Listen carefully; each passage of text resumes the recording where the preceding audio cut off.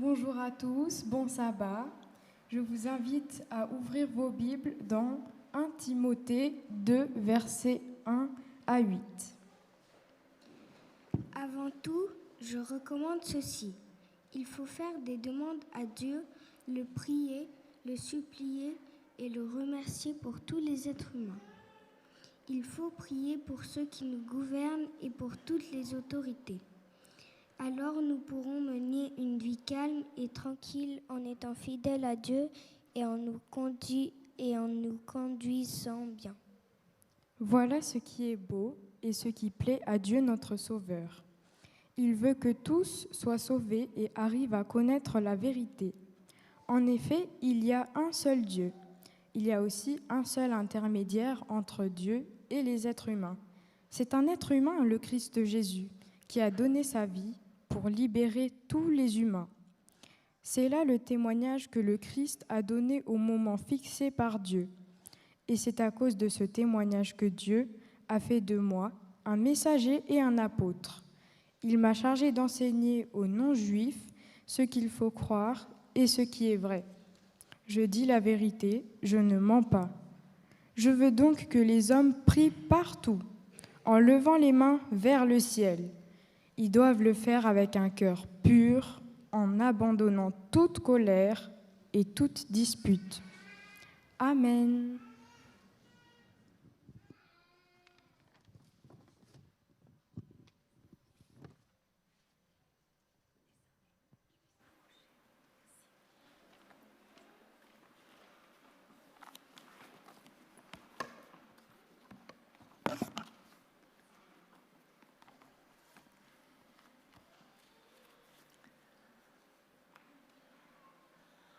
Pour être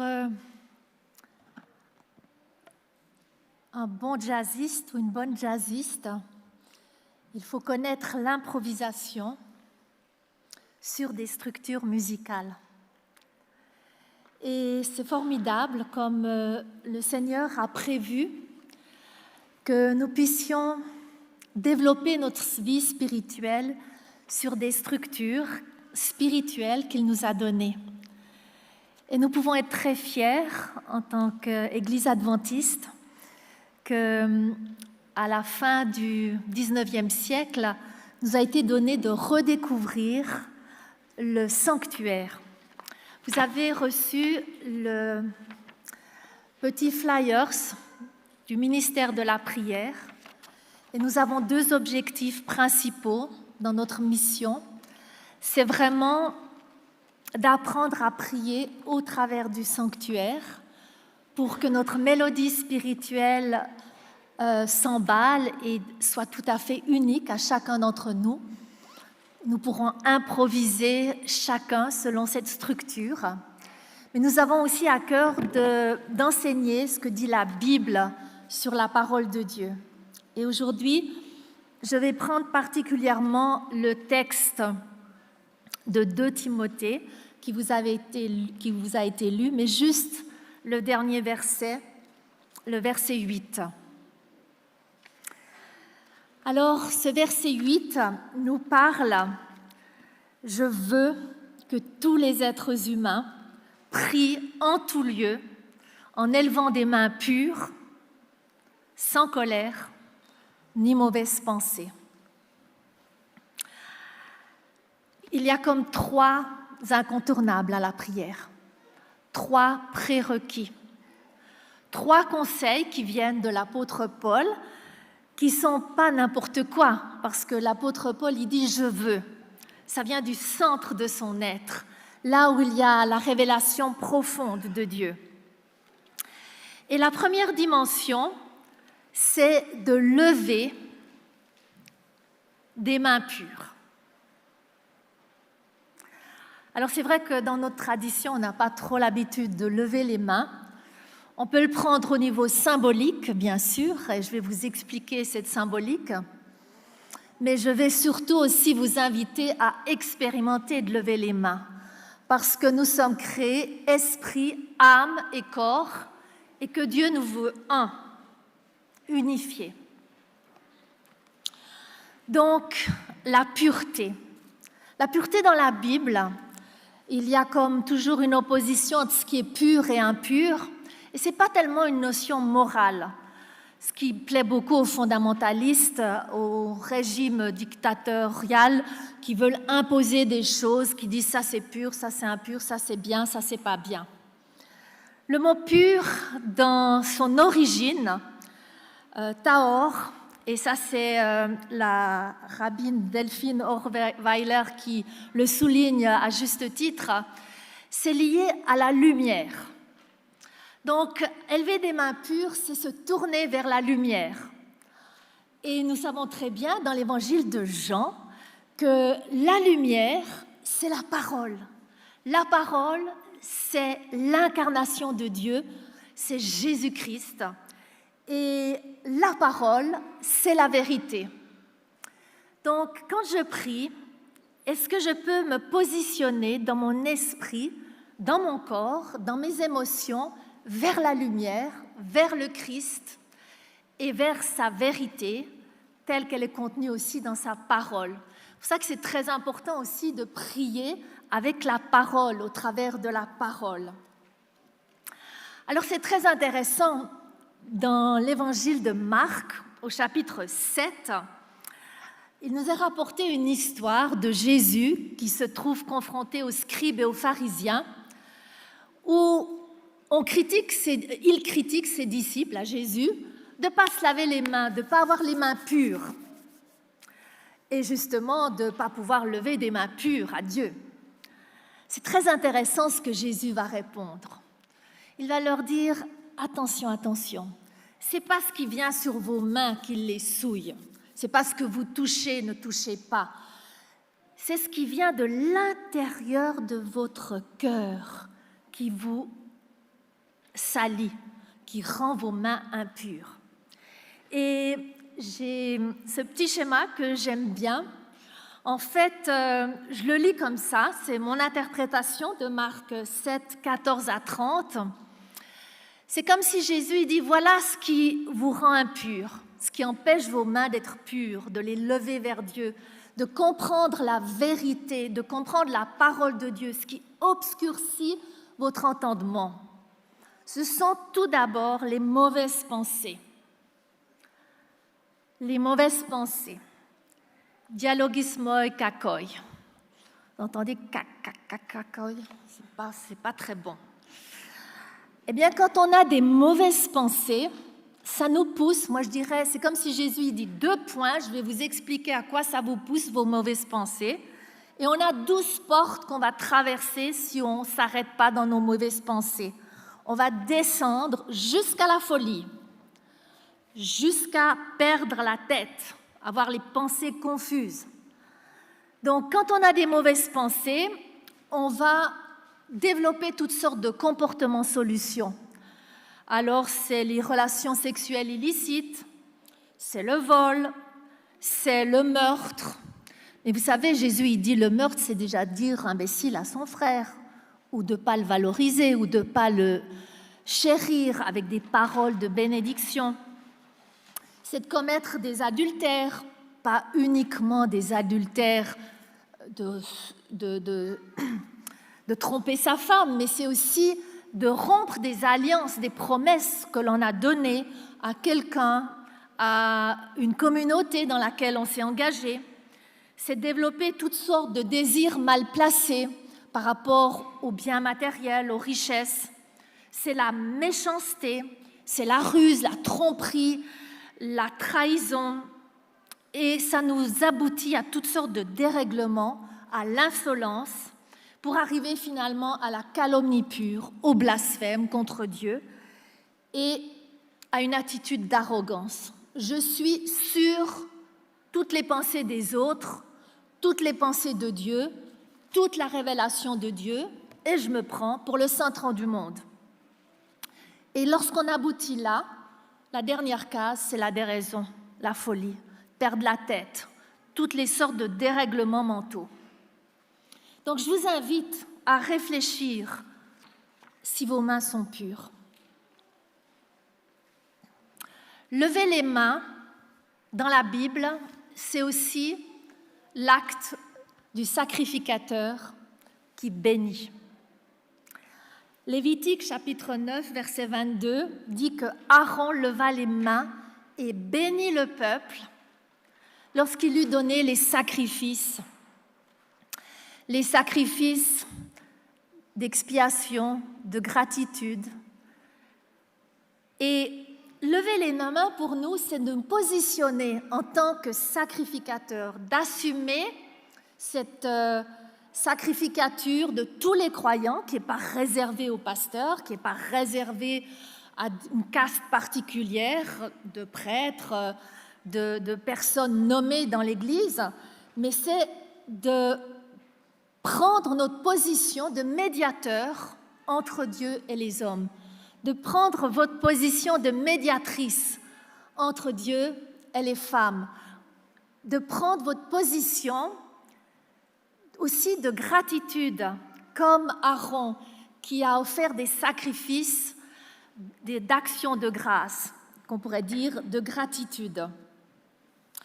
Et c'est très intéressant que si l'on revient à Jésus, dans l'évangile de Luc au chapitre 24 au verset 50, lorsqu'il va quitter ses disciples, se séparer d'eux, monter au ciel, il va aussi lever les mains et les bénir.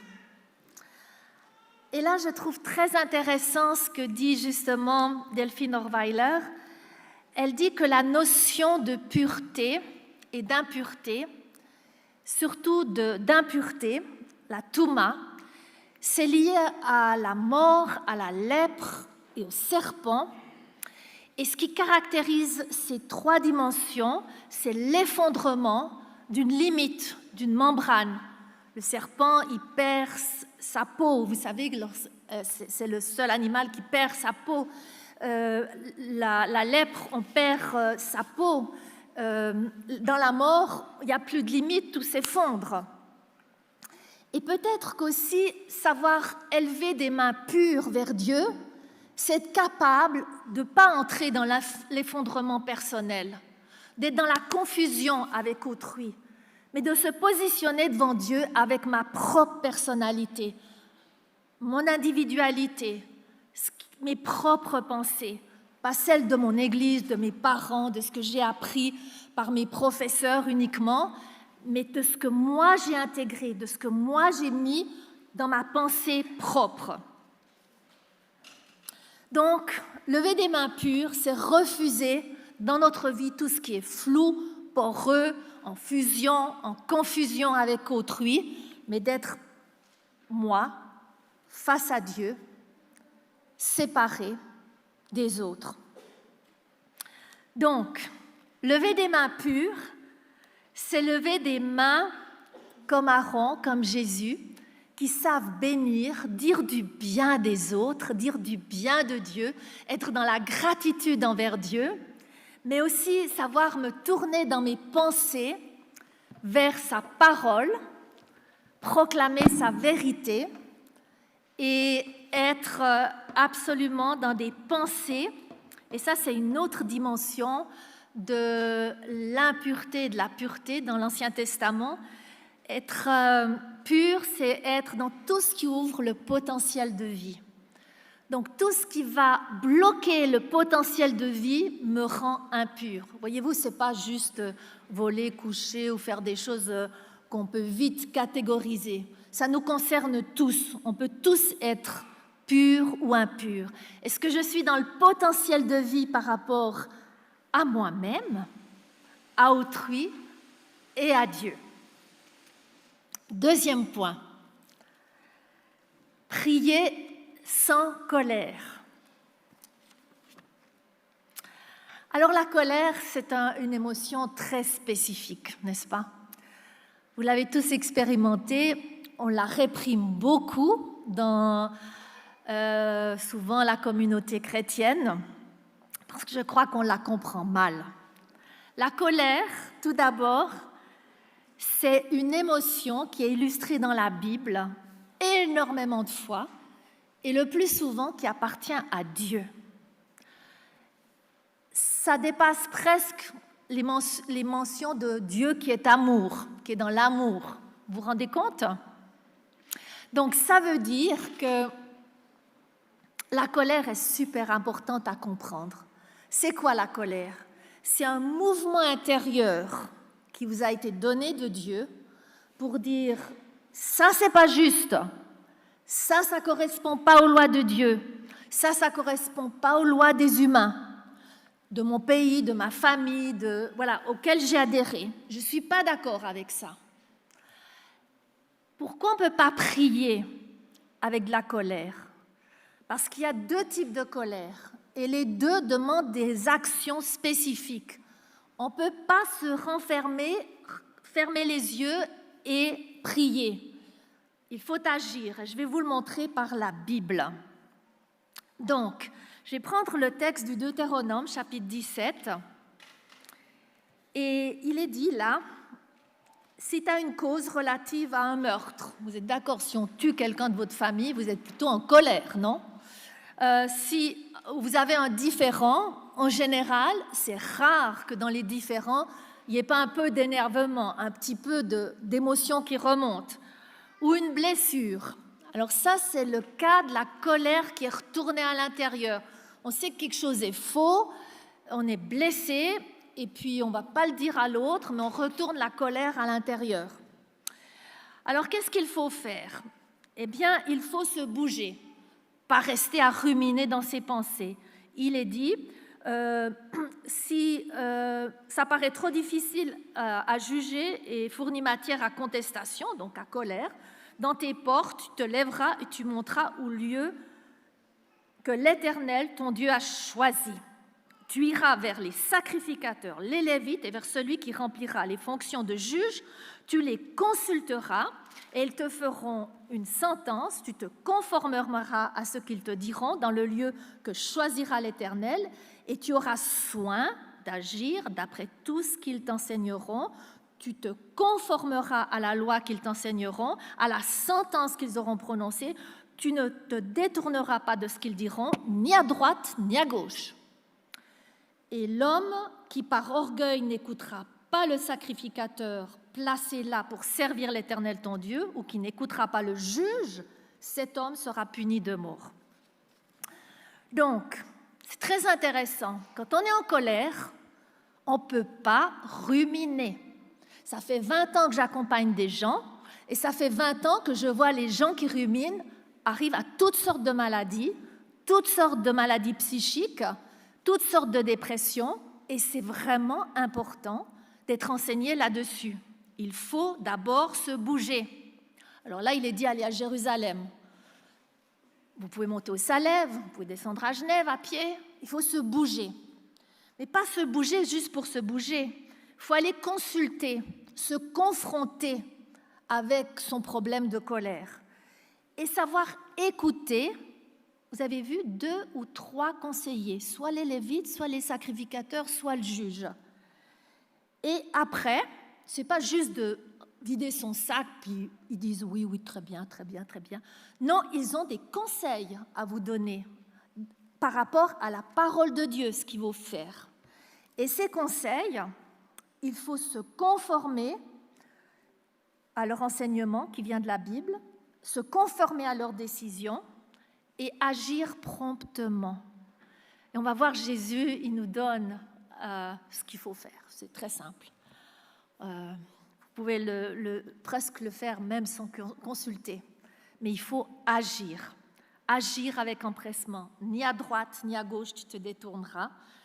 Et si je n'agis pas, j'entre dans l'orgueil. Le fait de ruminer, de garder à l'intérieur, ça va vous faire vous sentir « Ah, j'ai le droit, il a fait ça, elle a fait ça, elle a dit ça. J'ai le droit de garder ma petite colère. Je vais la garder à l'intérieur, je ne vais pas lui parler, etc. » Donc, je vais revenir au tableau de la sainte colère et de la colère toxique. C'est un diapo avant, voilà, c'est ça. Voyez-vous, la colère sainte, c'est la colère de Jésus dans le temple. Là, son peuple est allé au-delà des lois. Tu feras de ma maison une maison de prière. Elle est devenue une maison, taverne de voleurs. Donc, elle est justifiée, fondée, légitime, objective. Et vous avez vu, c'est toujours la violation d'une loi humaine. Il est juste d'être en colère devant le vol, le viol, l'inceste, l'injustice financière qui se trouve dans nos familles, dans nos pays, etc. Et il faut se dresser, parler, agir. Et on doit toujours faire un pas. Et quand on est dans une sainte colère, c'est facile de faire le pas vers autrui. C'est facile d'aller parler. Si vous avez de la peine, c'est pour deux raisons. Soit que vous êtes dans une colère toxique, parce que c'est votre perception, ce n'est pas en fonction d'une loi de Dieu, d'une loi humaine qui existe objectivement, mais c'est votre perception. Ah, je suis fâchée, elle ne m'a pas salué. C'est votre perception que vous devez être salué par cette personne. Vous comprenez? Et là, c'est impossible de faire le premier pas. On agit, on fait une coupure de relation, on rejette. Alors que, comme Jésus, il s'est fâché avec les scribes et les pharisiens. Mais toute sa vie, pendant tout son ministère, il a gardé le lien. Il leur a toujours parlé, il les a confrontés. Il leur a dit même bande de... voilà. Donc, il a parlé, il a dit clairement ce qu'il pensait. Il n'a jamais coupé sa bienveillance envers eux. Il a maintenu la relation, il a eu de la patience jusqu'au bout avec eux. Donc, voilà pourquoi Éphésiens, chapitre 4, versets 25 à 27, nous dit « Chacun doit dire la vérité à son prochain, parce que tous ensemble, nous faisons un corps. » Et il n'a pas dit, c'est pas bien de se mettre en colère. Il dit, quand vous vous mettez en colère, il y a une recommandation, c'est de ne pas pécher. C'est pas rendre le mal pour le mal. Mais que notre colère doit cesser avant le coucher du soleil. Pourquoi ça? Parce que dans le sommeil, on part dans l'inconscient et nos pensées sont nettoyées et rangées dans les tiroirs de l'inconscient. Et comme chaque matin, on a plus de 700 000 nouveaux neurones qui nous sont donnés par grâce dans notre cerveau, contrairement à des théories que notre cerveau diminue à partir de 25 ans, eh bien, vous êtes reprogrammé dans votre inconscient avec ces cellules dans les pensées négatives. Donc, ça ne va pas le faire. Le lendemain, vous rajoutez une couche à vos pensées négatives, à vos pensées mensongères. Vous me suivez? Donc, c'est très important d'agir promptement et même de mettre la prière de côté. La prière, elle peut vous servir au début pour demander à Jésus le courage d'aller confronter quelqu'un, de parler à quelqu'un, mais pas pour juste dire à Jésus et rentrer la colère à l'intérieur de vous. Comme dit le texte de Deutéronome, c'est la mort assurée.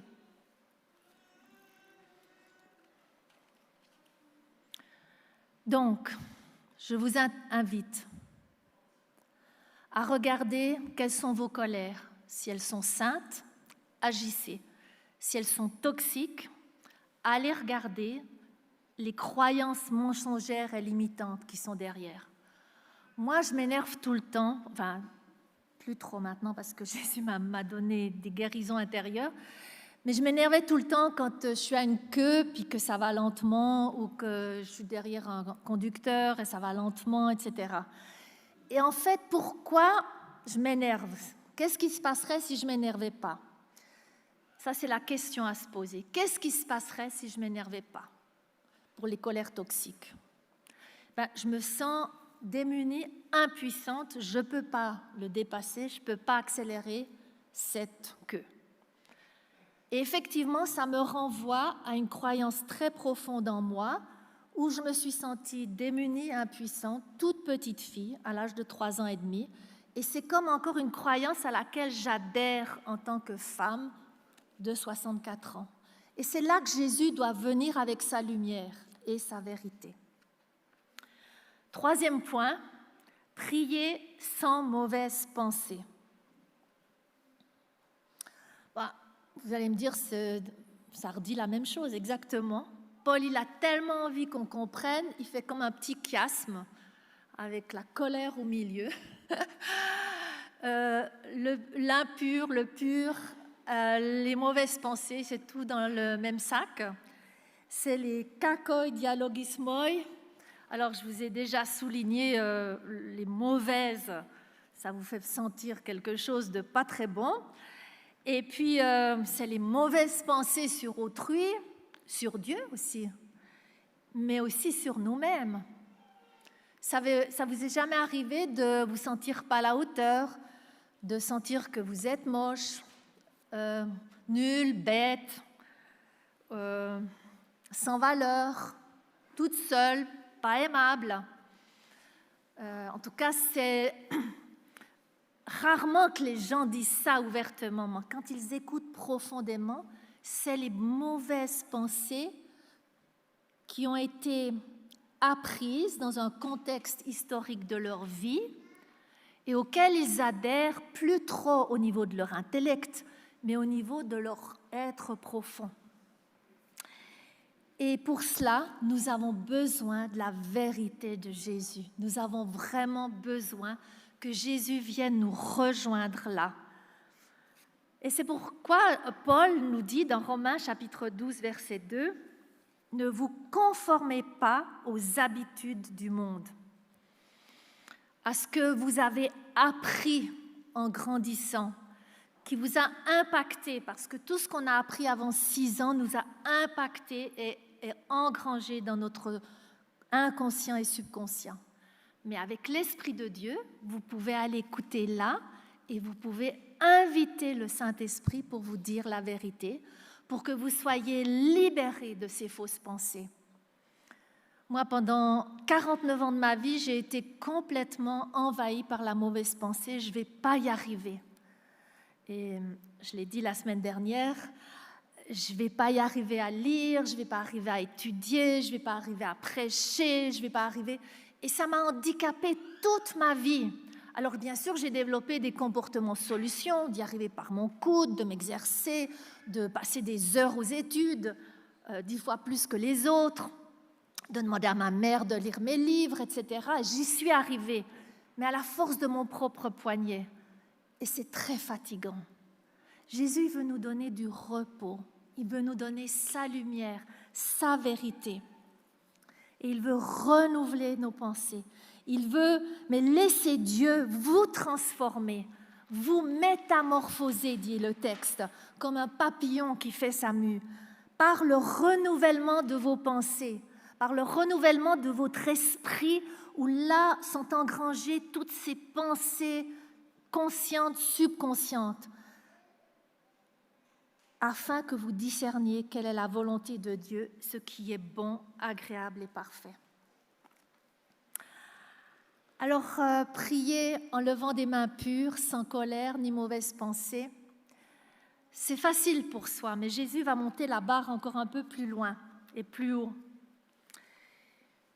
Matthieu 5, 21 à 26, il nous dit « Si donc tu présentes ton offrande ici, à Collonges, et que tu te souviennes que ton frère est fâché contre toi, a quelque chose contre toi, ou qu'il a des mauvaises pensées contre toi, laisse là ton offrande devant l'autel et va d'abord te réconcilier avec lui. » Voyez l'exigence, c'est pas simplement faire le nettoyage chez soi, mais c'est pas dire comme Caïn, me suis-je le gardien de mon frère ou de ma sœur? Non, il n'a qu'à se débrouiller avec sa colère, avec ses mauvaises pensées. Non, j'ai une responsabilité de garder du lien avec, d'être dans la bienveillance, la patience, la longanimité, l'amour. Et Jésus va continuer, et c'est rapporté dans Matthieu chapitre 18, versets 15 à 17. Et il nous dit, si ton frère a péché, va et reprends-le entre toi et lui seul. Tu n'as pas besoin d'en faire tout un fromage autour de toi avec tes copains, tes copines, de le raconter à tout le monde. Et s'il t'écoute, tu as gagné ton frère. Mais s'il ne t'écoute pas, alors il faut appliquer le Deutéronome 17, vous vous rappelez? Pour pas qu'il entre dans la mort. C'est très important. Alors tu prends avec toi 1 ou 2 personnes, vous vous rappelez, 1 ou 2 ou 3 témoins, afin que toute l'affaire se règle sur la déclaration de 2 ou 3 témoins. Et s'ils refusent d'écouter, alors oui, tu vas au conseil d'église, tu le dis à l'église. Et s'il refuse d'écouter l'église, qu'il soit pour toi un païen, un publicain. Un païen, c'est quelqu'un qui a des idoles, qui a des comportements solutions avec qui je dois composer, pour qui je dois avoir de la compassion, pour qui il faut reprendre toute la base de l'Évangile, avec qui je dois annoncer le salut. Un publicain, c'est quelqu'un qui est bourré dans sa recherche de collecter de l'argent, des biens matériels, qui est dans le paraître, dans la superficialité de la réalité. Et c'est que la démarche de rester face à cette personne comme un disciple de Jésus qui doit annoncer la lumière, la bonne nouvelle, l'amour, la patience et la possibilité que le Saint-Esprit rejoigne cette personne. Et je suis mandatée justement pour aller vers mon frère, ma sœur, lui annoncer ça et lui permettre de sortir de ses comportements solutions, de ses mauvaises pensées. Oui, je veux que tous les êtres humains, dans la prière, lèvent des mains pures et une attitude lumineuse qui oriente toujours vers la potentialité de la vie, vers l'individuation, vers la spécificité. Jamais ce qui nivelle les gens, toujours ce qui reconnaît ce qui est unique chez eux et chez elles, qui est capable de lever des mains pour bénir, dire du bien sur Dieu, dire du bien sur autrui, et aussi être capable de reconnaître la merveilleuse créature que je suis. Sans colère, sans intériorisation du mal, mais qui est capable, avant de me mettre à genoux et de prier, d'agir face aux injustices ou d'écouter si je suis dans une colère toxique et voir c'est un comportement solution face à quelle pensée négative et mensongère en moi. C'est prier avec l'action. La prière et l'action sont deux dimensions qui vont main dans la main. Peut-être pour ça qu'on fait comme ça quand on prie. Et Paul souligne « ni mauvaise pensée ». Je vous invite vraiment aujourd'hui, avant notre rencontre de cet après-midi, puisque nous allons intercéder, il faut absolument pour l'intercession que nos mains soient pures et qu'on n'ait plus de mauvaises pensées. Je vous invite vraiment à considérer un petit moment avec vous-même devant Dieu pour demander à l'Esprit Saint de vous montrer les mauvaises pensées, les colères toxiques ou peut-être les saintes colères où vous devez agir. Et alors, tous ensemble, nous pourrons écouter Dieu, savoir comment le prier et vivre l'impossible dans notre communauté. Amen.